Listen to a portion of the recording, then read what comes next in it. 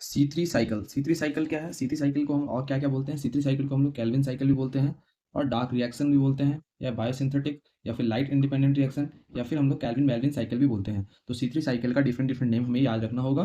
सी three cycle को Calvin cycle, dark reaction, biosynthetic, light independent reaction and Calvin Melvin cycle. अब हम और देखेंगे कि ये सी थ्री साइकिल होता है कहाँ है। सी थ्री साइकिल सभी फोटोसिंथेटिक प्लांट्स में होता है। तो फोटोसिंथेटिक प्लांट्स दो तरह के, डाइकोट्स एंड मोनोकोट्स। तो डाइकोट्स में कहाँ पे लोकेशन देखेंगे? डाइकोट्स में सी थ्री साइकिल का लोकेशन होता है mesophyll cell, mesophyll cell. Monocot में कहाँ होता है लोकेशन? Bundle sheath cell. ठीक है, तो ये बहुत इंपॉर्टेंट है कि डाइकोट प्लांट में सी थ्री साइकिल का लोकेशन होता है मेसोफिल सेल, मोनोकोट प्लांट में लोकेशन होता है बंडल सीथ सेल। अब हम इसे सी थ्री साइकिल क्यों कहते हैं? Why it is called C three cycle? Because first stable product जो होता है वो हमारा three carbon compound phosphoglyceric acid होता है, या फिर उसे हम फॉस्फोग्लिसरेट भी बोलते हैं। ठीक है, अब हम लोग देखते हैं कि इस रिएक्शन में प्राइमरी कार्बन एक्सेप्टर मॉलिक्यूल कौन है। तो प्राइमरी कार्बन एक्सेप्टर मॉलिक्यूल जो होता है सी थ्री साइकिल में वो होता है आरयूबीपी। अब आरयूबीपी से एक इंपॉर्टेंट क्वेश्चन पूछता है कि आरयूबीपी जो है, राइबोलेस बीस फॉस्फेट जो है, वो कैसा शुगर है? वह एक कीटोनिक शुगर है। ये बहुत इंपॉर्टेंट है कि RuBP is a ketonic sugar. तो हम लोग अब देखेंगे कि सी थ्री साइकिल में कौन सा एंजाइम यूज़ होता है। तो सी थ्री साइकिल में हमारा जो एंजाइम यूज़ होता है वो है रूबिस्को। रूबिस्को एक मोस्ट अबंडेंट एंजाइम है बायोस्फीयर में। बहुत बार पूछा जाता है कि most abundant enzyme in biosphere is, तो हमारा आंसर क्या होगा? रूबिस्को। रूबिस्को जो है present in all photosynthetic plant. इसका मतलब हो गया कि सारे फोटोसिंथेटिक प्लांट्स में रूबिस्को पाया जाएगा। इनडायरेक्टली ये बोल रहा है कि सी थ्री या C4 दोनों प्लांट्स में रूबिस्को प्रेजेंट होता है हमारा। अब हम लोग बेसिकली पढ़ रहे थे सी थ्री साइकिल। तो सी थ्री साइकिल में जो जो स्टेप्स इन्वॉल्व होते हैं उसको हम लोग देखेंगे। तो फर्स्ट स्टेप जो होता है वो है कार्बोक्सिलेशन का। सेकेंड स्टेप जो है हमारा वो है रिडक्शन का। थर्ड स्टेप जो है हमारा वो है रीजनरेशन का। बहुत ही ईजी है। तो कार्बोक्सिलेशन में क्या होता है? एटमॉस्फेयर से हमारा CO2 को कौन पकड़ता है? RUBP, जो कि primary acceptor of CO2 molecule in C3 cycle है हमारा। तो primary acceptor of C3 cycle कौन है? RUBP। ये एटमॉस्फेयर से CO2 को पकड़ के कन्वर्ट कर देता है to PGA, two molecule of PGA। इसका मतलब हुआ फॉस्फोग्लिसरिक एसिड। फॉस्फोग्लिसरिक एसिड एक थ्री कार्बन कंपाउंड है। कार्बोक्सिलेशन में बस इतना ही होता है, कार्बन का फिक्सेशन। CO2 को एटमॉस्फेयर से पकड़कर RUBP रूबिस्को के प्रेजेंट में फॉस्फोग्लिसरिक एसिड में कन्वर्ट कर देता है। अब ये जो हमारा कार्बोक्सिलेशन का जो प्रोडक्ट है फॉस्फोग्लिसरिक एसिड, वो जो फॉस्फोग्लिसरिक एसिड है वो किस में कन्वर्ट हो जाता है? Phosphoglyceraldehyde.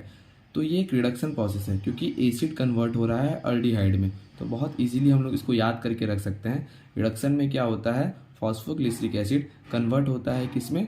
To molecule of phosphoglyceraldehyde. क्यों? क्योंकि दो मॉलिक्यूल ऑफ फॉस्फोग्लिसरिक एसिड है, दो मॉलिक्यूल ऑफ फॉस्फोग्लिसरल्डिहाइड बनेगा। अब हम लोग आते हैं रीजनरेशन में। रीजनरेशन में क्या होता है?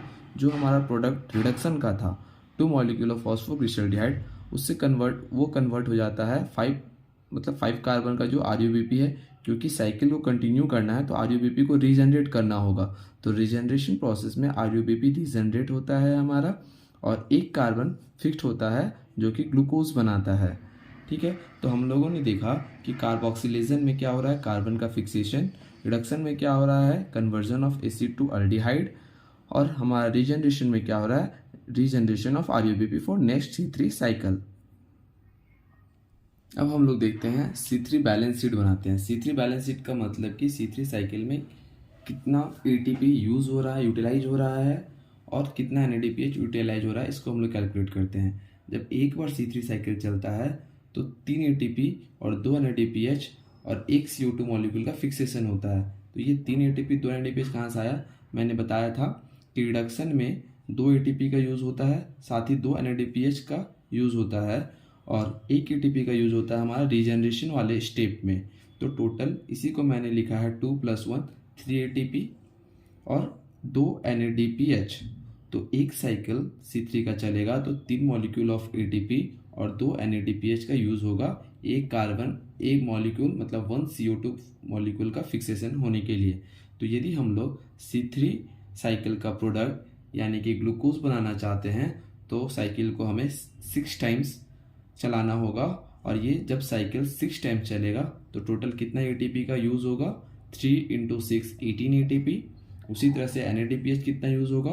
2 × 6 यानी कि 12 NADPH का यूज़ होगा और 6 मॉलिक्यूल का CO2 का फिक्सेशन होगा, तब जाके एक मॉलिक्यूल ग्लूकोज का बनेगा। ठीक, आप इसी तरह से सिमिलरली आप लोग कैलकुलेट करके बताइए कि सुक्रोज के लिए, सुक्रोज यदि बनाना है C3 साइकिल से तो हमें कितना ATP का ज़रूरत होगा, कितना NADPH का ज़रूरत होगा और कितना टाइम CO2 का फिक्सेशन होगा। इसका आंसर आप लोग कमेंट बॉक्स में रिप्लाई कर दे सकते हैं। Let's see it by animation. CO2 combined with RUBP to form phosphoglyceric acid. Phosphoglyceric acid reduced to form phosphoglyceraldehyde. Phosphoglyceraldehyde further reduced to form glucose and RUBP to continue the C3 cycle.